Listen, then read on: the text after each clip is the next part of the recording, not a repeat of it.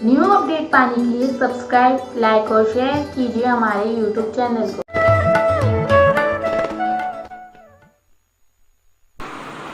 अब गीता जी के अंदर भक्तात्मा जो कुछ लिखा है वो वास्तविकता आपके सामने पर्दे पर आ रही है। और उन महापुरुषों को जिन्होंने ये अधूरा ज्ञान दिया, उनसे इस दास की प्रार्थना है कि इस पर पुनः विचार करें, इसको अपना प्रेस्टीज इशू ना बनावें। संतों का कोई प्रेस्टीज नहीं होती, वो तो सत्य की खोज में होते हैं, जब मिल जाए तभी स्वीकार कर लेते हैं। अब आदरणीय सुधांशु जी के बारे में चल रहा है, क्योंकि ज्यादातर भक्तात्मा हमारे पास इनके उपदेशी आए हैं और उन्होंने री उपदेश लिया है। उन्होंने बड़ी महिमा गाई थी इस महापुरुष की। हमने भी सोचा था कि अवश्य विद्वान पुरुष है, कुछ न कुछ सत्य को खोजा होगा, तभी तो इतनी दुनिया को अपने पीछे लगाया है। अब देखा तो वही की वही बात है। अब देखिएगा इनकी एक पुस्तक, अब देखिएगा ये सुधांशु जी द्वारा कृत आदि परम पूज्य सुधांशु जी महाराज के मंगल, ये लेना इधर के देखियो, हाँ, लोकप्रिय प्रवचनों के अंश, और नीचे देखो अमृत ज्ञान धारा जीवन में बहाए खुशी हो जाए। इनमें ये स्वयं स्वीकार करते हैं कि गीता जैसा शास्त्र कोई नहीं। ये देखिएगा प्रश्न नंबर इसका आप देखिए नीचे, ये गीत है जीवन संगीत, गीत है जीवन संगीत का, और इसके नीचे प्रश्न नंबर है ये देखो, प्रश्न नंबर 52 पे अमृत ज्ञान धारा के अंदर गीता को संगीत बनाओ, अर्थात गीता का गान गाओ, गीता को पढ़ो, गीता का श्रवण करो, गीता का मनन करो, गीता का निधिध्यासन करो, क्योंकि समस्त शास्त्र इसी गीता में, इसी में आ जाते हैं। कहा गया है कि अगर गीता है तो फिर किसी शास्त्र की आवश्यकता नहीं, अर्थात समस्त शास्त्रों का सार गीता है, यह भी कहा गया है। अब देख लो, अब इन्हीं के वचनों द्वारा ये श्री कृष्ण को पूर्ण मान रहे हैं, और कृष्ण जी क्या कह रहे हैं, कृष्ण जी के बारे में इन्हीं के विचार। ये देखियो इनमें ये क्या है, प्रकृति का संगीत, प्रश्न नंबर 47 पे, ये फिर ये देखो 47 पे, इसकी इनके कॉलम में देखिएगा, श्री भगवान श्री कृष्ण ने कालिया नाग के ऊपर पांव रखकर नृत्य किया और संसार को कह दिया कि काल के सिर पर पांव रखकर भी नाचा जा सकता है। तुम्हारे अंदर हिम्मत होनी चाहिए, तुम्हारे अंदर कल्पना होनी चाहिए। ये इनके अधूरे ज्ञान दोगले। देखो फिर देखिए, काल के सिर पर पांव रख के नाचा जा सकता है, और कृष्ण जी स्वयं कहते हैं मैं काल हूं गीता में, फिर नाचा किसके ऊपर जाता है। आप देखिएगा, फिर दिखाता हूं 11वें अध्याय का 32वां श्लोक। अब फिर देखिएगा इन्हीं के आदरणीय सुधांशु जी के करकमलों द्वारा गीता जी का टीका। पहले देखिए अध्याय नंबर 11 और फिर इसमें श्लोक नंबर 32 आपको दिखाता हूं।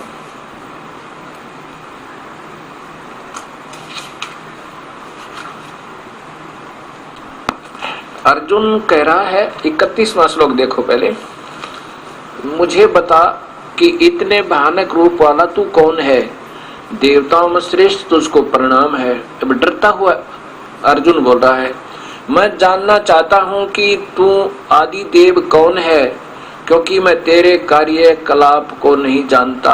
अर्जुन पूछ रहा है, ये अर्जुन वाच है। अब 31वें श्लोक की बात है। अब 32वें में भगवान अपना बता रहा। अब एक बात बताओ, ये 32वां, अब ये भी बात सोचने योग्य है कि अर्जुन कह रहा है कि मुझे बताओ आप कौन है। कृष्ण जी को तो वो स्वयं जानते ही थे कि आप एक अच्छी आत्मा हो, हमारे भले में हो, कभी किसी का बुरा करते नहीं, सतो गुण हो, नेक आत्मा हो, रिश्तेदार हो। अब वो कहता अब तू बता कौन है, मैं तुझे इतने बूढ़े शिकल वाले होए होए बकराल रूप वाला भयभीत होकर कांपता हुआ सारा कांप रहा है अर्जुन जैसा योद्धा। तो भगवान का जिससे इतना बुरा डर लगे। अब यहां देखो, अब 32वां श्लोक देखो। इन्हीं के कर कमलों द्वारा ये स्वयं स्वीकार करता है कि मैं बढ़ा हुआ काल हूं। कौन? श्री कृष्ण मानते हैं ये, लेकिन वो काल है जो कृष्ण जी का भी बाप है, पिताजी है। मैं लोगों का विनाश करने वाला काल हूं और अब बड़ा हो गया हूं। पहले बच्चा था कि मैं अब प्रकट होया हूं, मेरी वास्तविकता तुझे अब दिखाई है। कृष्ण में प्रवेश था मैं, और यह इन लोगों का दमन करने में लगा हुआ हूं। ये परस्पर विरोधी सेनाओं में पंक्तिबद्ध खड़े हुए योद्धा तेरे कर्म के बिना भी शेष नहीं रहेंगे। अब 20वां और श्लोक देखो, 11वें अध्याय का ही। क्षमा करना, 21वां श्लोक देखें। उधर वे देवताओं के समूह तेरे में प्रवेश कर रहे हैं। अर्जुन कह रहा है आंखों देखाल, और उनमें से कुछ हाथ जोड़कर तेरी स्तुति करें। कुछ को तो तू खा रहा है। उधर वे देवताओं के समूह तेरे अंदर प्रवेश कर रहे हैं, अर्थात आप खा रहे हो।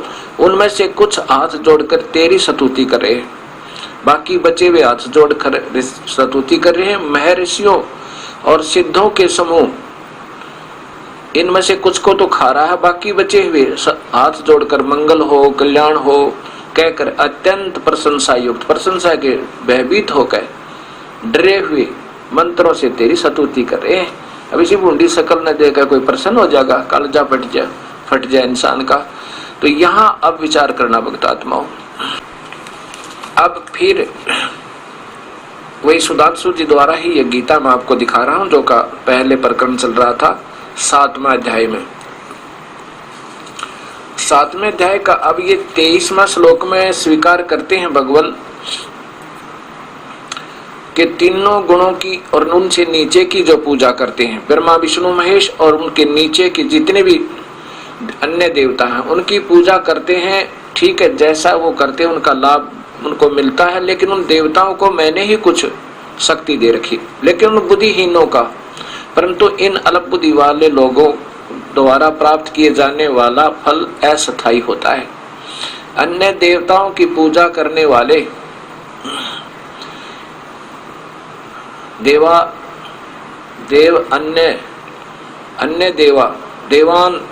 अन्य देवताओं की पूजा करने वाले लोग देवताओं को प्राप्त होते, परंतु किंतु मेरा भक्त मेरे पास ही पहुंचता है।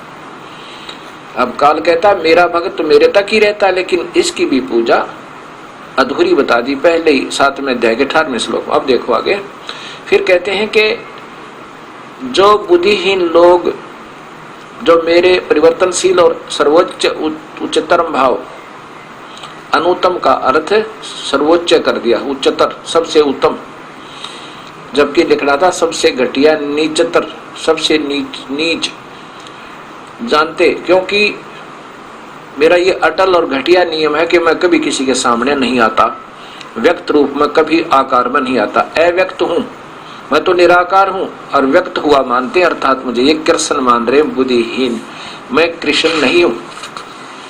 यहां देखो 25वें श्लोक में, अपनी सृजनशील शक्ति योग माया द्वारा आवृत होने के कारण मैं कुछ सब लोगों के सम्मुख प्रकट नहीं होता। सबका जिक्र नहीं, मैं कभी किसी के सामने भी प्रकट नहीं होता। यह मूढ़ जगत मुझे नहीं जानता, क्योंकि मैं अजन्मा और परिवर्तनशील हूं, अपरिवर्तनशील हूं। अब इसका अर्थ यह है कि नादान लोग मुझे नहीं जानते, मैं किसी के सामने नहीं आता, मैं तो बिल्कुल, ये मेरा अव्यम अटल नियम है। और इस मैं कभी कृष्ण की तरह मां से जन्म नहीं लेता। वास्तविक ज्ञान तो आपको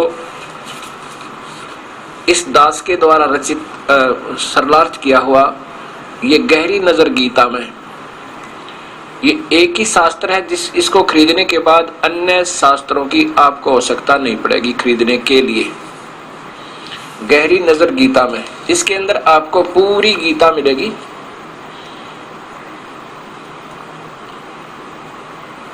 और ज्ञान का अज्ञान पर आक्रमण, इससे आपको सही प्राप्त होगा जो कुछ भी गीता में वास्तव में कहा और क्या वास्तविकता है। अब आप इसमें भगवान कह रहे हैं, काल भगवान ब्रह्म भगवान बोल रहे हैं, ये काल बोल रहा है, श्री कृष्ण जी नहीं बोल रहे। कह रहा कि मैं तो अव्यक्त हूं, निराकार हूं और मैं किसी के सामने नहीं आता, लेकिन ये मूढ़ मूर्ख लोग मुझे कृष्ण की तरह जन्मने और मरने वाला मानते हैं। मैं कभी मां का जन्म नहीं लेता, अर्थात मुझे ऐसे जन्म लेकर जैसे तुम्हारा जन्म हो रहा है, मैं ऐसे कभी व्यक्ति रूप में व्यक्त रूप में नहीं जन्म लेता। इसका जन्म कैसे होता है? जैसे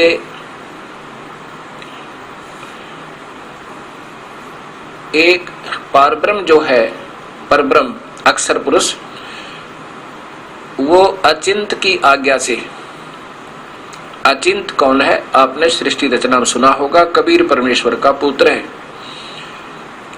उस अचिंत की आज्ञा से जब देखेगा यहाँ का सब ही ब्रह्मांड 21 के 21 ब्रह्मांड बर्बाद होने लग जाते हैं, इनमें भी देवताओं में भी देवता जैसा भाव नहीं रहेगा, एक ऐसी स्थिति आ जाएगी। उस समय 21 के 21 ब्रह्मांडों को अक्षर पुरुष अचिंत अपने शब्द शक्ति देकर अचिंत को इनका सबका विनाश कर देगा। ये काल भी समाप्त होगा और साथ में प्रकृति देवी भी और सब ये जीवों का, उसमें सब ये ब्रह्मांड विनाश में आ जाएंगे, इनके ऊपर जीव नहीं रहेंगे। इन सब को कहां? परब्रह्म के लोक में अलग अलग रख दिया जाएगा। तो वो भी क्योंकि यहां सामने नहीं आता, जैसे अक्षर पुरुष वो भी निराकार माना जाता है, जो दिखाई ना दे उस चीज को हम निराकार कह रहे हैं, ऐसा हमारी व्याख्या बनी हुई है। ऐसे ही एक काल आकार में है, फिर भी ये सबके सामने व्यक्तिगत रूप से सामने नहीं आता, इसको अव्यक्त कहा, शरीर रहित आकार रहित मान लिया, क्योंकि ये सामने आता ही नहीं। जो चीज हमें दिखाई नहीं देती, हम क्या बताएं वो कैसा है। उसके बाद अक्षर पुरुष भी अव्यक्त है, वो भी यहाँ व्यक्तिगत रूप से सामने नहीं आता। और फिर वास्तव में अव्यक्त वो कबीर परमेश्वर है, जो उनका वास्तविक स्वरूप है, वो इतना तेजो में, और लेकिन वही अपना ही दूसरा रूप बनाकर यहाँ आता, तब हम उसको स्वीकार नहीं करते, उसको भी अव्यक्त कहा है। अब 3 अपने मुख से गीता जी में अपने ही कलम अपने मुख से भगवान काल बोल रहा है कि हम 3 अव्यक्त हैं। मैं तो अव्यक्त हूं ही हूं, क्योंकि मैं किसी के सामने नहीं आता और अपने योग माया से छुपा रहता हूं, अर्थात ये कहीं आकार में है। इसको अव्यक्त इसलिए मानते हैं हम सभी इन भगवानों को, 3 ही प्रभु हैं। अब क्या होता है कि इस परब्रह्म की कैसी मेजरमेंट है, कैसे पैमाना है इन समय के मापने का। जैसे ब्रह्मा जी का एक दिन 1000 चतुर्युग का होता है। ब्रह्मा जी का एक दिन 1000 चतुर्युग का होता है, और इतनी ही रात्रि होती है। ऐसे 30 दिन में कितने युग हो गए? 60,000 चतुर्युग एक महीने में, और एक वर्ष में हो गए 7,20,000 चतुर्युग, और 100 वर्ष से गुणा कर दो ब्रह्मा की आयु, ऐसे 100 वर्ष बनेंगे उनके, तो 7,20,00,000 इतने चतुर्युग। ये ध्यान से सुनना, तो चतुर्युग में दास बोल रहा है। तब एक ब्रह्मा मरेगा, ऐसे 7 ब्रह्मा मर लेंगे तब एक विष्णु की मृत्यु है, और 7 विष्णु मर जाएंगे तब एक शिव की मृत्यु है। एक शिव की मृत्यु जब होगी, परब्रह्म का एक युग गया, परब्रह्म का उस अव्यक्त का एक युग गया। अब देखना, ऐसे फिर ये इस काल की आयु है, ऐसे 1000 युग की इस काल की आयु है। 1000 युग जब ऐसे बीत जाएंगे तब इस काल की मृत्यु है। और फिर ये सब के सब उस अव्यक्त में, उनसे में परब्रह्म में लीन हो जाएंगे। ये ध्यान से सुनना, ये बात अभी आपके सामने आएगी। और फिर उसी से दोबारा वो कबीर परमात्मा की आज्ञा से, अचिंत अचिंत की आज्ञा से, यही अक्षर पुरुष इनको फिर वापस ज्यों का त्यों वही आत्मा होगी, काल अपना काल रूप में, वही प्रकृति होगी प्रकृति रूप में, फिर इनसे सृष्टि उत्पन्न होगी प्रकृति की शेरा वाली में। फिर ये सारे जीवात्मा फिर दोबारा ऐसे डाल दिए जाएंगे, और फिर ये कर्म आधार पर इनको 19 तिथियों से कर्म इनके समाप्त नहीं होते। उस अव्यक्त यानी अक्षर पुरुष के लोक में, परब्रह्म के लोक में इनको अलग अलग रख दिया जाता है। क्रोधी एक में, कामी एक में, ऐसे जीवन सा करने वाले नारे, उनके कर्मों आधार पर, जैसे गेहूं को अलग थैले में, बाजरे को अलग, ज्वार को अलग, ऐसे इनको रख दिया जाता है। और फिर दोबारा ये काल सृष्टि फिर प्रारंभ होती है। फिर ऐसे ही नए सिरे से प्रकृति और काल से, ब्रह्म से इन तीनों देवताओं की उत्पत्ति होती है। फिर ये काल सृष्टि फिर प्रारंभ होती है। अब ये बहुत ध्यान से सुनने से आपके समझ में आएगा। अब गीता का एक, गीता तो वैसे स्वच्छ है, पवित्र शास्त्र है, लेकिन इसमें कुछ और ज्यादा अज्ञान हिंदी टीकाकारों ने कर दिया। गीता में कोई कमी नहीं। अब यहाँ क्या प्रश्न चल रहा है कि कहता है कि मैं तो अव्यक्त हूं, कभी किसी के सामने नहीं आता, और मुझे अव्यक्त को ये व्यक्त मान रहे हैं, ये मेरा स्वभाव, मैं कभी सामने नहीं आता, ये मेरा अपरिवर्तनशील यानी अटल नियम है, मैं आकार में नहीं आता, और कृष्ण की तरह मां से जन्म ऐसे नहीं लेता मैं। इसलिए काल भगवान कहता है 4 अध्याय के 5वें श्लोक में कि अर्जुन तेरे मेरे बहुत जन्म हो लिए, तू नहीं जानता मैं जानता हूं। और कृष्ण के तो ना जाने कितने राम, 30 करोड़ राम रूप में, और कृष्ण जी पर विक्रम कितने हो लिए, ये तो अलग चीज है।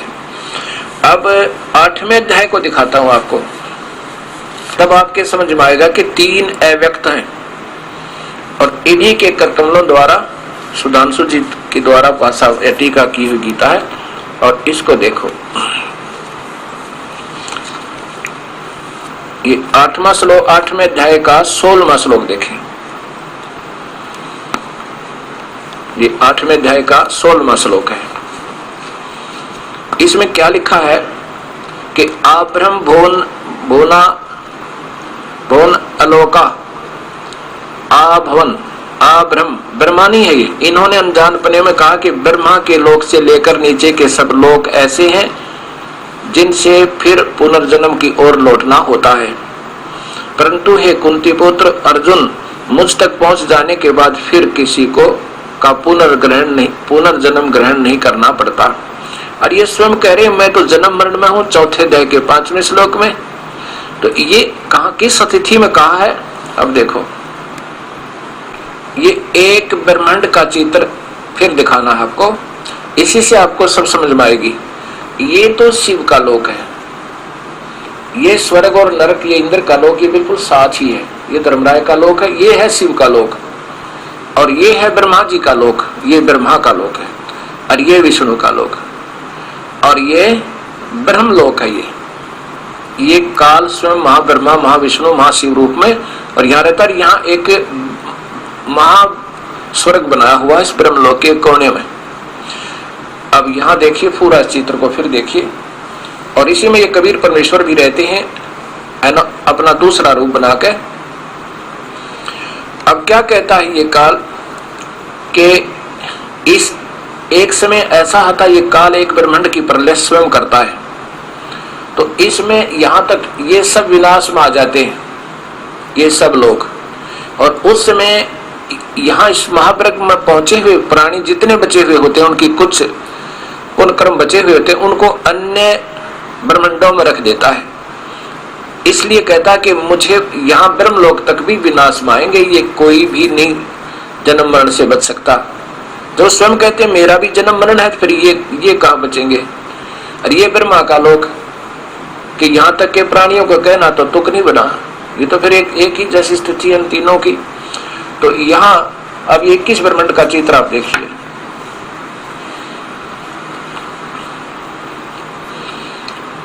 ये काल के 21 ब्रह्मांड का चित्र है।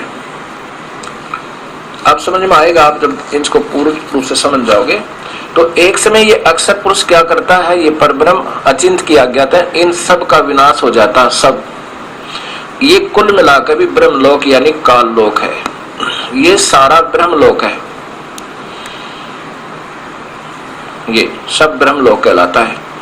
और ये भी एक ब्रह्मलोक है और एक ब्रह्मांड में, क्योंकि जैसे सेंटर की भी राजधानी है और स्टेट की भी ऐसे।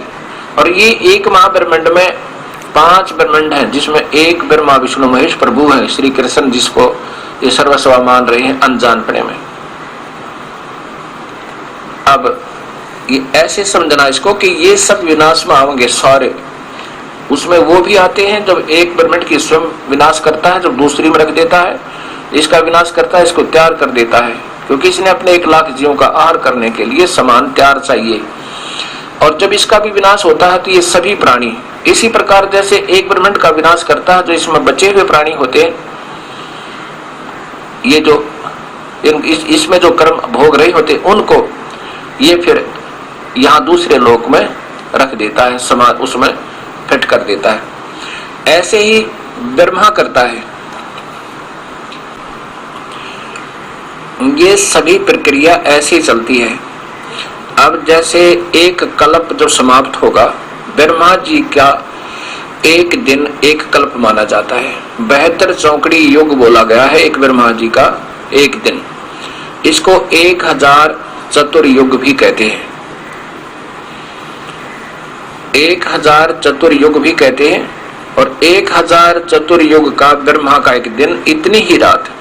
अब जब इस 3 लोकों के प्राणी यानी इस पाताल लोक, इस पृथ्वी लोक में, स्वर्ग लोक में और एक पाताल लोक है, उन तीनों पर प्रलय हो जाएगी, सब प्राणी विनाश में आ जाएंगे। उस समय ये सभी प्राणी ब्रह्मा के लोक में रख दिए जाएंगे। और जो ब्रह्मा जागेगा 1000 चतुर्युग के बाद, फिर उसकी रात पूरी हो जाएगी, तो फिर ऐसे ही इनका जन्म प्रारंभ होगा। ये ऐसे ही ब्रह्मा करता है। ऐसे ही फिर ये काल एक ब्रह्मांड को समाप्त करता है। जब उनके सभी जो ब्रह्मलोक तक पहुंच गए, उनको तो स्वर्ग को, अगले स्वर्ग में भेज देता है, दूसरे ब्रह्मांड में, इसी महास्वर्ग में, क्योंकि उनमें भी ऐसा ब्रह्मलोक है। और बाकी के जो प्राणी हैं उनको वहां रख देता है जब तक कि दूसरा जन्म हो उनका, ऐसे सूक्ष्म रूप में। ऐसा ही जब ये काल लोक सारा विनाश आएगा, 21 ब्रह्मांड का विनाश होगा, तब ये सारे के सारे उस परब्रह्म के लोक में, उस दूसरे अव्यक्त के रूप में रख दिए जाएंगे। अब अव्यक्त 3 है। अब स्वयं इन्हीं की कर कमलों द्वारा आपको दिखाता हूं। अब इसको निंदा ना समझना, ये तो विश्लेषण हो रहा है इस पवित्र गीता का। अब शुद्ध की में कुछ अशुद्धता आ गई तो उसको फिर गर्म किया जाता है, वो फिर शुद्ध हो जाता है। अब ये शुद्ध हो रहा है, इसको निंदा ना समझना। और संत कभी निंदा नहीं करते, और ये दास तो निंदा करने के योग्य ही नहीं। निंदा क्या, निंदा तो महापाप होता है। हम तो वैसे भी डरते डरते इन पवित्र शास्त्रों का व्याख्या कर रहे हैं, और ये भी मद्देनजर रखते हैं कि कहीं इस दास के से कोई ऐसा वचन ना निकल जाए किसी की आत्मा दुख पावे। यदि सत्य ज्ञान के आधार पर दुख पाती है तो अच्छी बात है, वो गर्म हो रहा है, उसमें से खोट निकलेगा, कुछ सोचेगा, विचारेगा कि हमारे गुरुदेव के बारे में ऐसा क्यों कहा गया, तो फिर सोचेगा, इस दास के द्वारा दी गई टिप्पणी पर विचार करेगा, क्योंकि भक्त आत्मा अवश्य सोचेगा और स्वयं संत भी सोचेंगे, और सोचेंगे तो बात सामने आ जाएगी। ये तो आज कोई किसी को बका नहीं जा सकता। आप इनोसेंट नहीं हो कि आपको मैं बका दूंगा। हाँ, तब तक इनोसेंट थे जब तक आपको ज्ञान नहीं था, सत्य ज्ञान नहीं था। तब तक तो कोई वह काले मंदिर में घंटी बांध के मेरे जैसा पुजारी वो वह काले वहां भी हम चले जाते क्योंकि हमें प्रभु की प्यास है।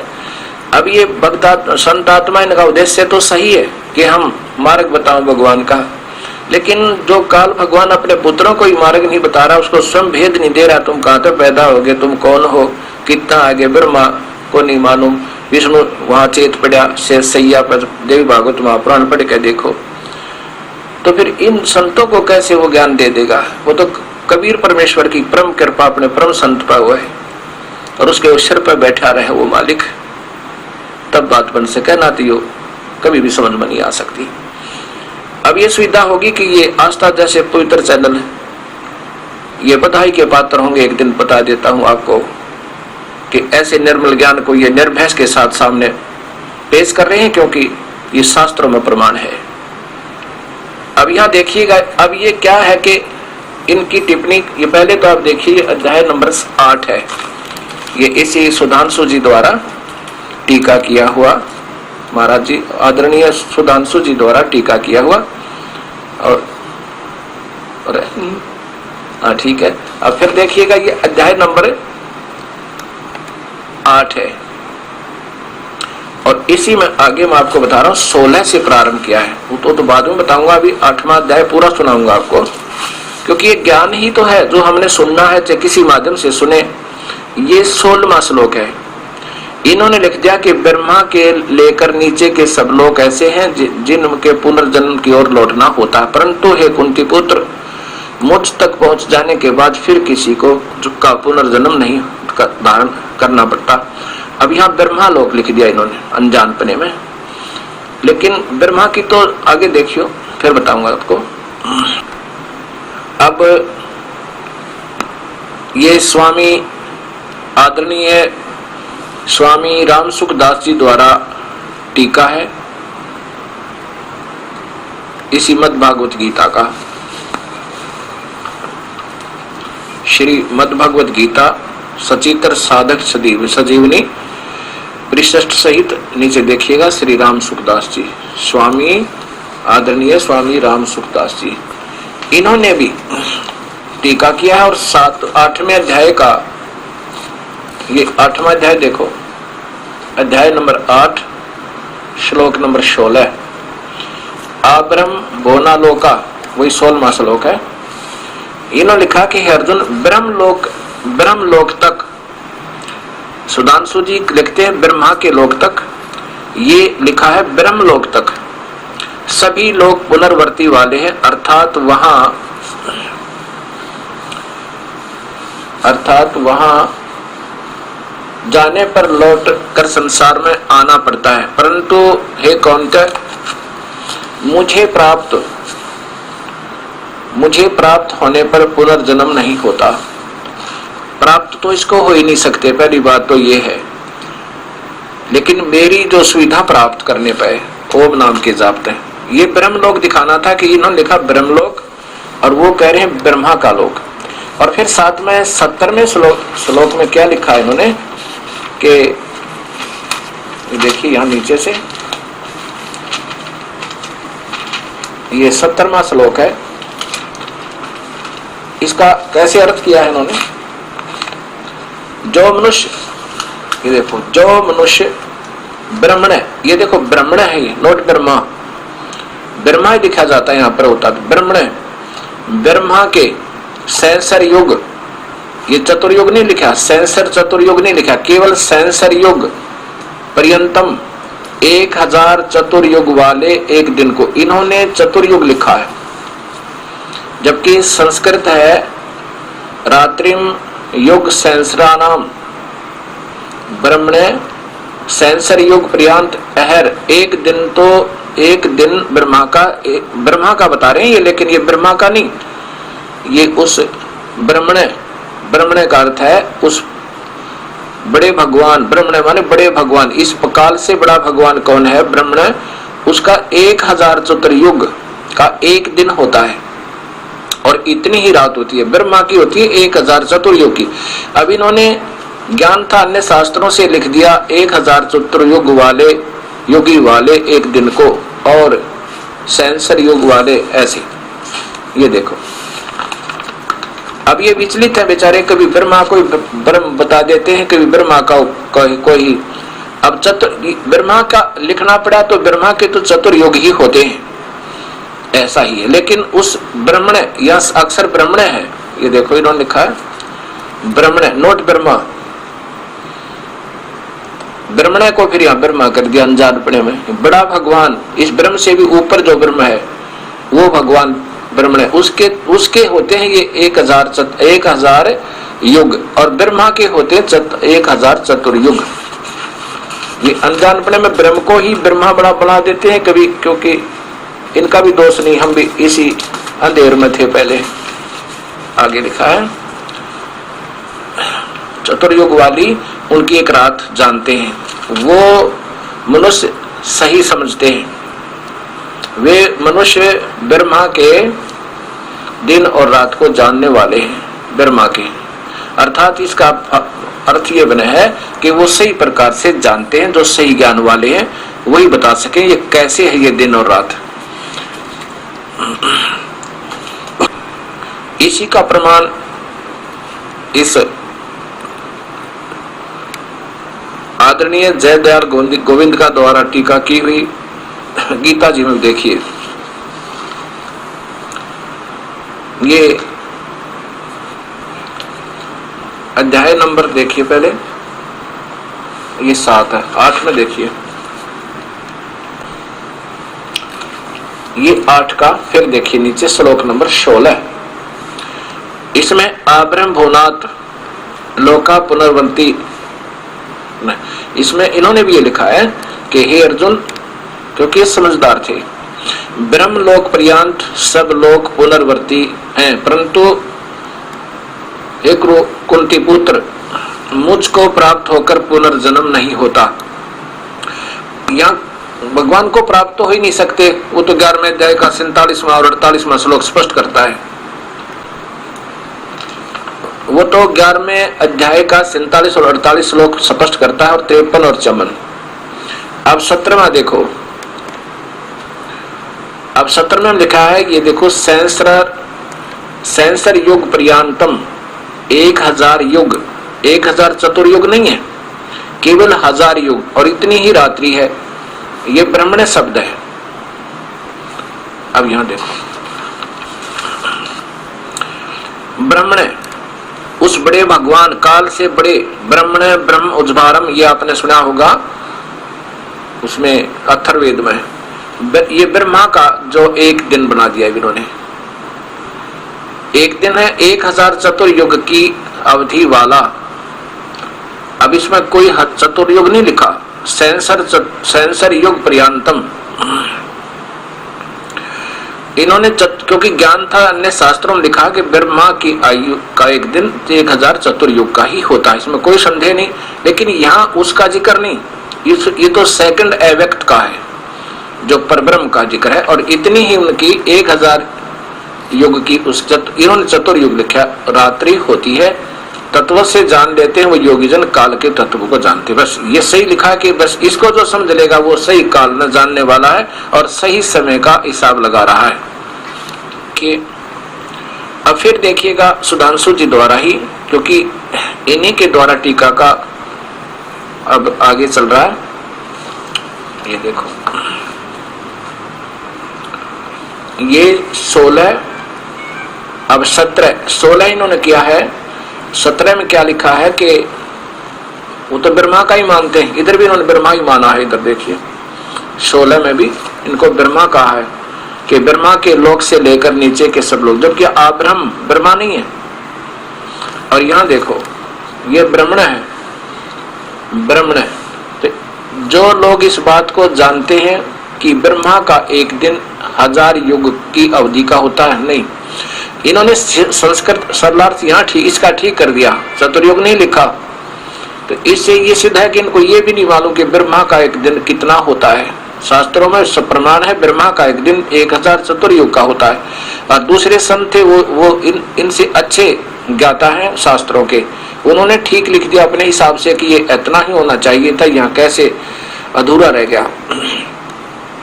1000 युगों की अवधि या चतुर्युग, अगर ब्रह्मा का मानते चतुर्युग लिखते ये, इसे सिद्ध होता है इन्होंने अन्य शास्त्रों का भी ज्ञान नहीं है। और यह ब्रह्मा की रात्रि 1000 युग लंबी होती है। वह दिन और रात को बनाने वाले व्यक्ति हैं, भगवान है। अब यहाँ 18वां देखें, दिन के आने में पर व्यक्त से अव्यक्त से सब वस्तुएं प्रकट हो जाती हैं। देखो, दिन के आने से ये उस परब्रह्म का दिन जब आवेगा तब ये उससे सब निकल आएंगी, प्रकट हो जाते हैं, और रात्रि आने पर ये वस्तुएं फिर उसमें लीन हो जाती हैं। अच्छा, आगे देखो, व्यक्त से, अब इस व्यक्त से तो होगी वो, क्योंकि ब्रह्म है वो, तो ये परब्रह्म है, जो स्वयं बता रहा था वो ब्रह्म है, और ये परब्रह्म की। फिर लिखा कि अब हे पार्थ, यह बार बार जन्म लेने वाला अस्तित्वमान समूह का वस्तुओं का समूह बिल्कुल बेबस सारात्रि के आगमन पर विलीन हो जाता है, और आगमन पर, दिन के आगमन पर फिर रात्रि में तो लीन हो जाता है और फिर अस्तित्व में प्रकट हो जाता है। ये देखो, इन्हीं के कर कमलों द्वारा 20वां श्लोक देखिए। परंतु इस अव्यक्त से भी परे, एक तो अव्यक्त स्वयं काल कह रहा मैं अव्यक्त हूं, फिर ऊपर बताया कि सब उसमें लीन हो जाते हैं, उस व्यक्त से फिर प्रकट होते हैं, अव्यक्त से उस, ये देखो ऊपर वाला। फिर देखिए 19वां, कि दिन के आने पर अव्यक्त से सब वस्तुएं प्रकट होती हैं। कौन से अव्यक्त से? परब्रह्म तय, और ये भी अव्यक्त है, काल भी अव्यक्त है। अब देख 20वें में इन्हीं के कर कमलों द्वारा, परंतु इस अव्यक्त से भी परे एक और अव्यक्त, उस अक्षर पुरुष से भी ऊपर एक और अव्यक्त है, सनातन अस्तित्व है, वो कभी विनाश न होने वाला भगवान है, जो सब अस्तित्वमान वस्तुओं के नष्ट हो जाने पर भी नष्ट नहीं होता। ये देखो 3 अव्यक्त हो गए और 3 ही भगवान है, और यही 15वां अध्याय आपको बताएगा।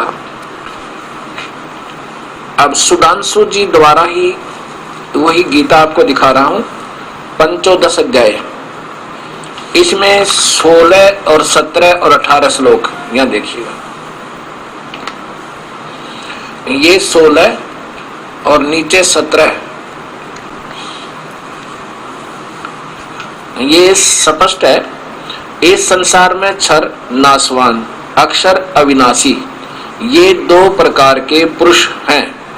ये देखो, ध्यान से देखना श्रोताओं और दर्शकों, प्रिय भक्तात्मा, ये सामने सच्चाई आ रही है। संपूर्ण प्राणियों के शरीर नाशवान और कटुस्थ अर्थात जीवात्मा अविनाशी कहा जाता है। 2 ही स्थिति तो भगवानों की, पुरुष माने भगवान है, एक तो नाशवान क्षर है और अक्षर पुरुष अविनाशी कहा है।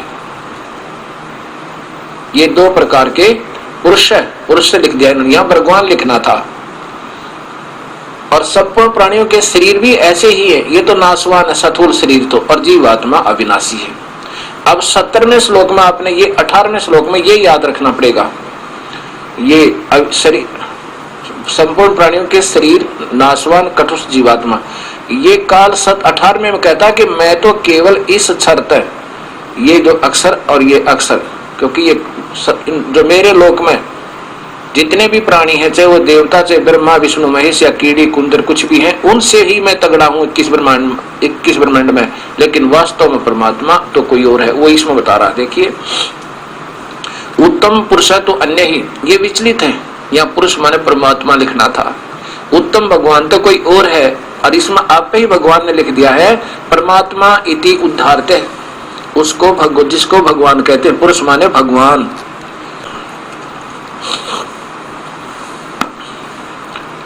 अब ये ध्यान रखना पड़ेगा आपने, 18वें श्लोक में काम आएगा कि वो कहता कि मैं कहा, ये देखो उत्तम पुरुष तो अन्य ही है, यहाँ पुरुष माने परमात्मा लिखना था, जबकि सीधा इसी में रख दे दिया कि उत्तम पुरुष है तो अन्य परमात्मा इति उदाहरता है, उसको परमात्मा कहा जाता है। वही परमात्मा वो पुरुष है जो वास्तव में भगवान कहलाता है, और जो वही अविनाशी ईश्वर वो वास्तव में अविनाशी है, तीनों लोकों में प्रवेश करके सबका धारण पोषण करता है, वो परमात्मा और है। तीसरा अव्यक्त जो कहा है वो है वास्तव में अव्यम ईश्वर है, वो वास्तव में अविनाशी परमात्मा है। और मैं तो काल भगवान कह रहा है मैं तो केवल, ये देखिएगा 18वां श्लोक, कि मैं तो केवल इसलिए पुरुषोत्तम कहलाता हूँ वेद में और लोक में। वैसे तो लोक वेद होता है सुनी सुनाई बातों में, इस लोक में, काल के लोक में, और इस वेद के आधार पर मुझे केवल इसलिए भगवान उत्तम भगवान कहते हैं। मैं उत्तम नहीं हूँ,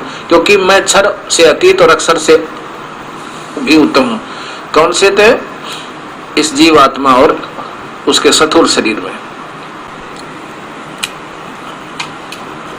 अब भक्तात्मा,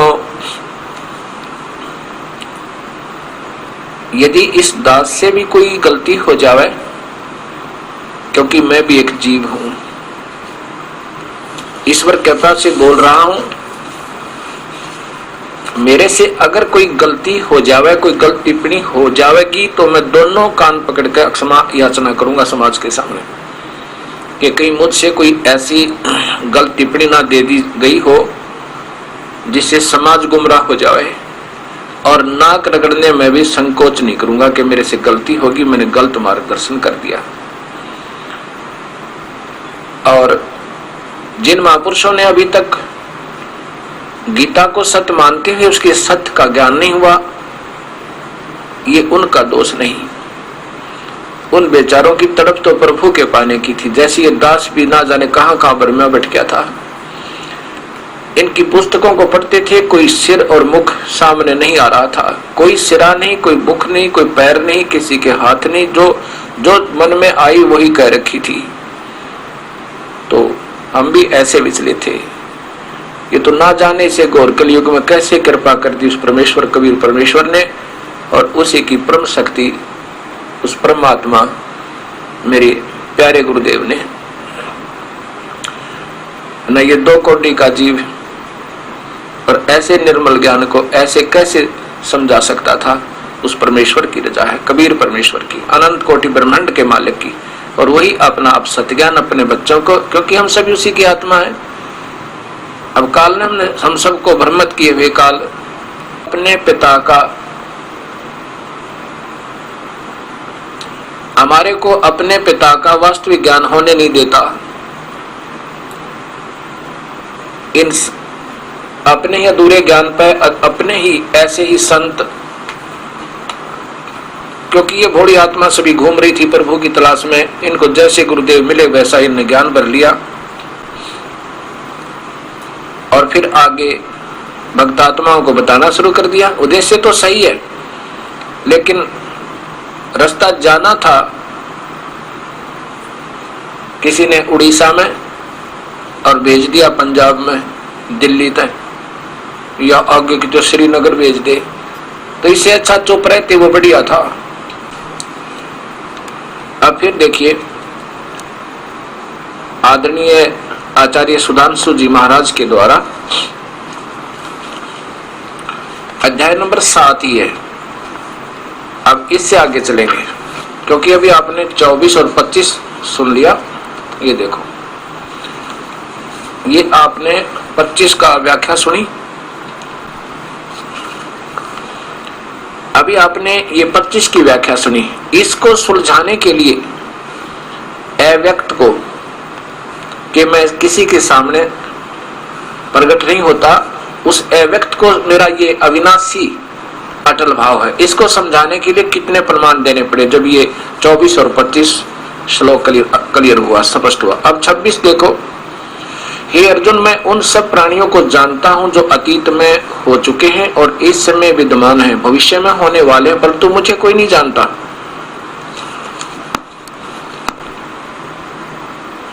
इससे स्पष्ट है कि 21 ब्रह्मांड में जितने प्राणी हैं उनके जन्म जो होने हैं और जो अभी बकाया हैं और जो अब वर्तमान में है और आगे होंगे, उन सबको काल जानता है, क्योंकि इनका लेखा जोखा इसी के पास है। लेकिन काल को कोई नहीं जानता।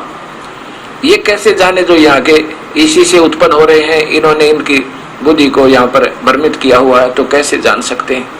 अब ऐसे ही कह रहे हैं कि मुझे कोई नहीं जानता, मैं सबको जानता हूं। अब फिर देखो, अब 27वां श्लोक, 28वां श्लोक देखो, ये हाँ ये है अर्जुन। 27वां देखो, अर्जुन शत्रुओं को जीतने वाले अर्जुन, सब प्राणी इच्छा और द्वेष के कारण उत्पन्न हुए द्वैत के वश में होकर मोह और भ्रम में पड़े हुए हैं। ये तो डालने वाला भी स्वयं ही है और कह रहा है। चलो आगे देखो 28 में, परंतु वे पुण्यात्मा लोग जिनका पाप नष्ट हो गया है, जो पाप के प्रति मर चुके हैं, पाप के प्रति मर चुके हैं, द्वितीय मोह से मुक्त होकर अपने व्रतों पर स्थिर रहते हुए मेरी पूजा करते हैं। आगे देखो 29 में, वो तो मेरी पूजा करते हैं जो मेरे तक का ज्ञान है। आगे है, जो लोग मुझ में शरण लेते हैं और जरा और मरण से मुक्ति पाने के लिए प्रयत्न करते हैं, वे संपूर्ण ब्रह्म को और संपूर्ण आत्मा को, कर्म बंधन को, सबको जानते हैं। आगे देख, अब इन्होंने क्या कर दिया, इसको कति गोल कर दिया। 29वां देख कितना स्पष्ट ज्ञान है। ये लिखा है तद्विद ब्रह्म, इसका अर्थ बनता जो उस परमात्मा को जानते हैं, उस ब्रह्म को जानते हैं, उस परमात्मा को, तत् ब्रह्म यानी उस पूर्ण परमात्मा को जानते। इसको सुलझाने के लिए अन्य दो संतों की और आपको व्याख्या दिखानी पड़ेगी। ये श्रीमद् भगवत गीता आदरणीय श्री आसाराम जी द्वारा टीका, आदरणीय संत श्री आसाराम जी आश्रम अहमदाबाद से, उनके द्वारा ये टीका है। इसमें भी 7वें अध्याय के अंदर 29वां श्लोक देखें। ये 29वां श्लोक है, जो मेरे शरण होकर जरा और मरण से छूटने के लिए यत्न करते हैं, वे पुरुष उस ब्रह्म को, ये समझना, उस ब्रह्म को, तत् ब्रह्म, उस परमात्मा को, पूर्ण अध्यात्म को और संपूर्ण कर्मों को जानते हैं। अब यहाँ ये उस ब्रह्म का इशारा है, और इसलिए क्योंकि ये तो अनजान संत है जो सबको गोलमोल करने की कोशिश पहले कर रहे हैं, इन्होंने ये भी नहीं देखा। अब देखो इसी में फिर अर्जुन पूछता है 8वें अध्याय का पहले श्लोक में पूछा कि हे भगवान, वह ब्रह्म क्या है, आध्यात्मिक क्या है, कर्म क्या है, अधिभूत नाम से क्या कहा गया है। जो आपने अभी कहा 7वें अध्याय के 29वें श्लोक में, वो ब्रह्म है फिर कौन, वो परमात्मा कौन है, ये बिल्कुल सही लिखा है आसाराम जियों ने। और यहाँ भी आसाराम जियों ने बहुत ठीक लिखा, क्योंकि ये संत हैं, जहाँ इनके बस से बाहर हुई वहां अलग बात है, लेकिन अनर्थ बिल्कुल नहीं किया इन्होंने। एकांत जो नहीं समझ में आई वो करना पड़ा, लेकिन यहाँ भी गोल करने की क्या आवश्यकता पड़ेगी थी। 32वां श्लोक 7वें अध्याय का है, ये ऊपर 7वां अध्याय देखिए। और इन्होंने लिखा उस ब्रह्म को, तत् ब्रह्म, ये दिखाना चाहता था दास। तो जो इस सारे ज्ञान में समझ लेगा अर्जुन, फिर मुझे भी और उस ब्रह्म को मेरी शरण में होकर, क्योंकि ओम नाम से भक्ति प्रारंभ होगी, ये उसकी शरण है, इससे नीचे नहीं। इसलिए कहते मेरी शरण में होकर फिर उस परमात्मा को सही जान सकता है, और उस पर उससे भक्ति प्रारंभ होगी। ये देखिए आदरणीय श्री जयदयाल गोविंद का जी द्वारा टीका, गीता प्रेस गोरखपुर से प्रकाशित, वही मद भागवत गीता। इनके भी इन्होंने वही 7वां अध्याय, और यहां देखिए श्लोक नंबर ये 29 है, इन्होंने इसका यहां सरलार्थ किया है। जो मेरी शरण होकर जरा और मरण से छूटने के यत्न करते हैं, वे पुरुष उस तत्व, उस ब्रह्म, उस ब्रह्म को, उस परमात्मा को और अध्यात्म को, संपूर्ण कर्मों को जानते हैं। अच्छा, इसी में देखो यहाँ पर ये 8वां अध्याय है, इसमें पूछा है कि अर्जुन पूछ रहा है, अर्जुन वाच, हे पुरुषोत्तम, तत् ब्रह्म क्या है, वो ब्रह्म है कौन। अब आगे देखिए इसी में 3रे श्लोक में भगवान बता रहे हैं कि वो तो अपरम अक्षर पुरुष है। यहाँ उत्तर दिया भगवान श्री भगवान वाच, वह तो परम अक्षर ब्रह्म है, वो परम अक्षर ब्रह्म एक क्षर पुरुष, एक अक्षर पुरुष, एक क्षर ब्रह्म, एक अक्षर ब्रह्म, एक परम अक्षर ब्रह्म। पुरुष कहो, यहाँ कहते वो तो परम अक्षर ब्रह्म है, वो हम दोनों से, वो तो तीसरा भगवान है। ये आदरणीय आसाराम जी भी इसी 8वें अध्याय का तीसरे में बता रहे हैं कि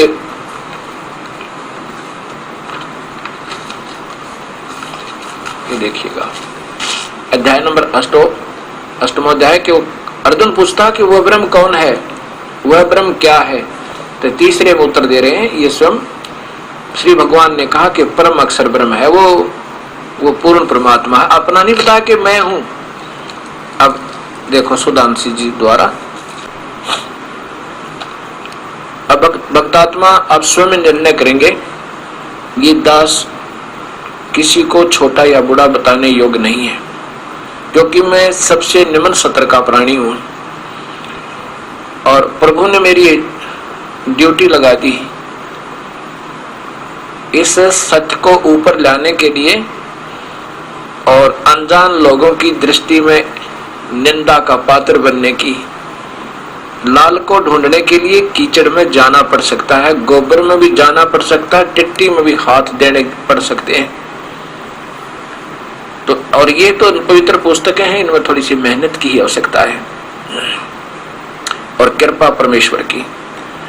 तो बेशक अनजान व्यक्ति आज मुझे निंदक जानेंगे, लेकिन एक दिन आपके हृदय में एक विशेष स्थान बनेगा इस दास का। दास का तात्पर्य ये नहीं है कि मैं अपनी महिमा का भूखा हूं, लेकिन हृदय में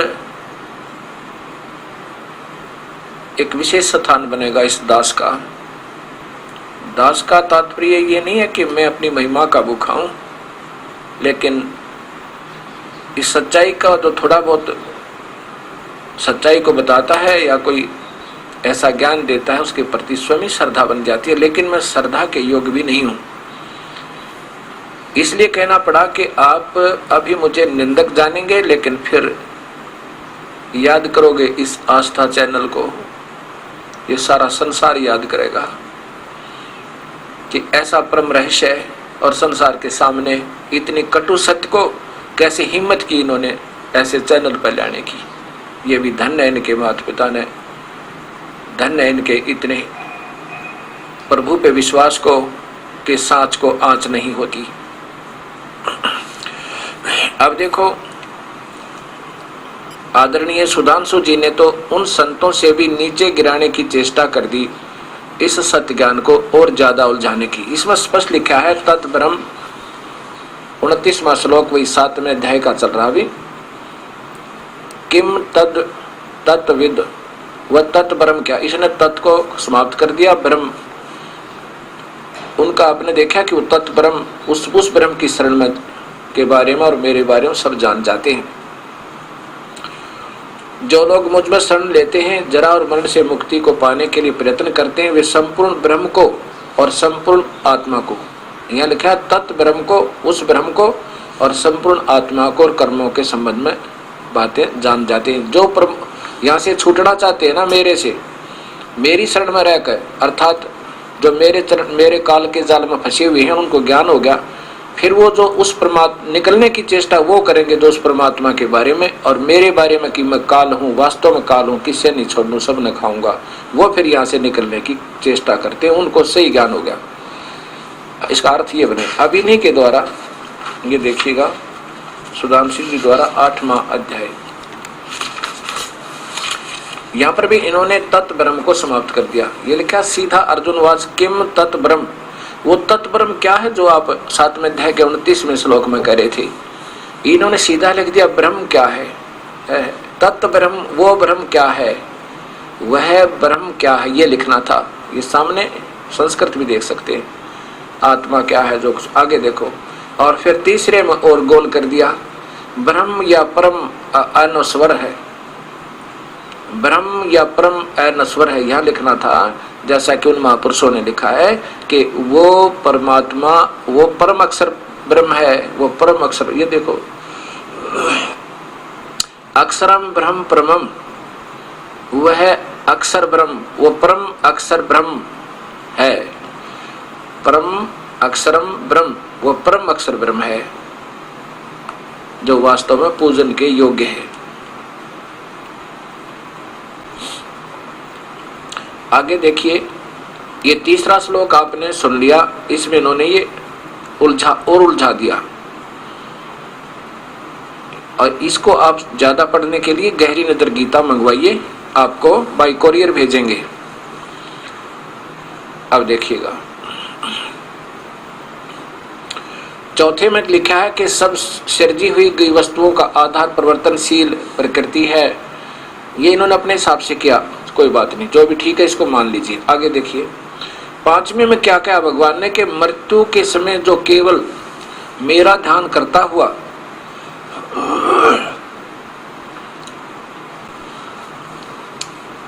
क्या लिखा है कि मृत्यु के समय, ये काल भगवान बोल रहा है, मृत्यु के समय जो केवल मेरा ध्यान करता हुआ अपने शरीर का त्याग करके इस संसार से प्रयाण करता है, वह मेरे पद को प्राप्त होता है। इसमें कोई संशय नहीं, बिल्कुल सही है। ओम नाम का जाप करते हुए प्राण त्याग जाओगे तो केवल ब्रह्म लोक तक पहुंच जाओगे, उस महास्वर्ग में। सत्य। आगे देखिए, छठे में कहा कि किंतु कुंती पुत्र, अंतिम समय में मनुष्य जिस समय की दशा को ध्यान करता हुआ शरीर त्यागता है, वह उसके ध्यान सदा मगन रहता है, उस दशा को प्राप्त होता है। इसमें सीधा लिखा है कि जो मेरी पूजा करे तो मेरे को प्राप्त होगा, और उस भगवान को बजेगा और तो अंत में उसका उसी में ध्यान होगा तो उसको प्राप्त होगा।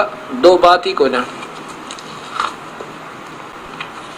कितना पवित्र ज्ञान है गीता जी का, कितना श्रेष्ठ और तरती वाइज है। काल भगवान कह रहे हैं कि यदि मेरी तो भक्ति करेगा, ओम नाम के जाप तो बता रखी है कि मेरा मंत्र तो ओम नाम तो चलेगा, और इसका जाप करता हुआ और मेरा अंत समय में मेरे ही सिमरण में तेरा ध्यान रहेगा, क्योंकि जिसका सिमरण जो करेगा अंत समय में उसी का ध्यान रहेगा, तो मुझे प्राप्त होगा, इसमें कोई शंका नहीं। और फिर छठे में बताया है कि जो जिस अतिथि में और जिसका भी सिमरण करता हुआ अंत समय में ध्यान में, अंत समय में जिसका ध्यान करता है मृत्यु वेला में, तो वो उसी को प्राप्त होता है। तो इससे फिर कह रहा है कि तुम युद्ध भी कर, आगे देख 7वें में, तो युद्ध भी कर और मेरा सिमरण भी करे तो मुझे ही प्राप्त होगा, बिल्कुल कोई संदेह नहीं। और 8वें में फिर देखना, 8वें श्लोक में स्पष्ट कर दिया, उस परमात्मा की भक्ति करनी, तत्ब्रह्म, जो पहले बताया था।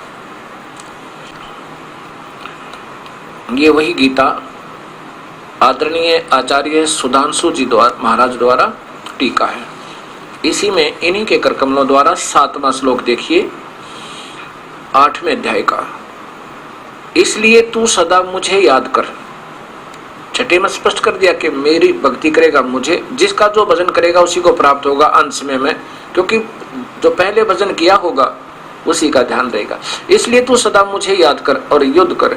जब तेरा मन और बुद्धि मेरे और एकाग्र रहेगी तो निसंदेह मुझे ही प्राप्त होगा। बिल्कुल सही है, अपने कर कमलों से सुधांशु जी लिख रहे हैं। आगे देखना 8वें में, ये पार्थ, जो व्यक्ति निरंतर अभ्यास द्वारा चित्त को योग में लगाकर उस परम पुरुष का ध्यान करता है। अब कहां तक छुपाओ बेचारे, कहां तक छुपा सकते हैं सच्चाई को। ओए होए होए, ये पार्थ, जो व्यक्ति निरंतर अभ्यास द्वारा चित्त को योग में लगाकर उस परम पुरुष का ध्यान करता है और अपने चित्त को कहीं भटकने नहीं देता, वह अवश्य ही उस दिव्य और सर्वोच्च पुरुष को प्राप्त करता है। ये मालिक, वह अवश्य ही उस दिव्य और सर्वोच्च पुरुष को, परमात्मा को, यानी काल से ऊपर सर्वोच्च सबसे ऊपर वाला तीसरा भगवान, उसी को प्राप्त करता है। जो उसका ध्यान करता हुआ शरीर छोड़ता है। तो आगे देखो 9वें में, जो व्यक्ति दृष्टा उस पुरातन शासक का ध्यान धरता है, ये सीधा है, ये कवि मानो कबीर परमात्मा, उस कबीर का ही इन्होंने दृष्टा लिखा है। जो व्यक्ति उस कबीर परमात्मा का, वही पुरातन शासक, वास्तविक सबसे पहले वाला भगवान का ध्यान धरता है, जो कि सूक्ष्म से भी सूक्ष्म है और सबका धारण करने वाला वो तीसरा भगवान, जिसके रूप का ध्यान भी नहीं किया जा सकता और अंधकार से परे सूर्य के समान रंग वाला है। अब ये अपने हिसाब से इन्होंने थोड़ा सा चेंज कर दिया, कोई बात नहीं, इसी को सत्य मानकर चलते रहिए, इसमें ज्यादा फर्क नहीं पड़ेगा। अब ये क्या किया कि वो परमात्मा कबीर है, ये कवीम, वो वास्तव में वो परमात्मा सर्वशक्तिमान है और उसका ध्यान करता है तो उसको ही, वो तो बहुत अंधकार से दूर है, यानी वो वास्तव में इंस, उसमें कोई गड़बड़ नहीं। ये देखिए अब 9वां और देखो 10वां, जो व्यक्ति इस संसार से प्रस्थान के समय मन में भक्ति और योग बल के स्थिर करके अपनी प्राण शक्तियों को भावों के मध्य में भली भांति स्थापित करके वैसा करता है, वह उस दिव्य परम पुरुष को प्राप्त होता है। अब देख लो, उस दिव्य परम पुरुष पूर्ण परमात्मा को प्राप्त होता है, ये अपने ही हाथों से लिख रहे हैं। और ये सिर्फ कृष्ण जी को सर्वस्व सर्वशक्तिमान और फिर शिव जी पर पहुंच गए।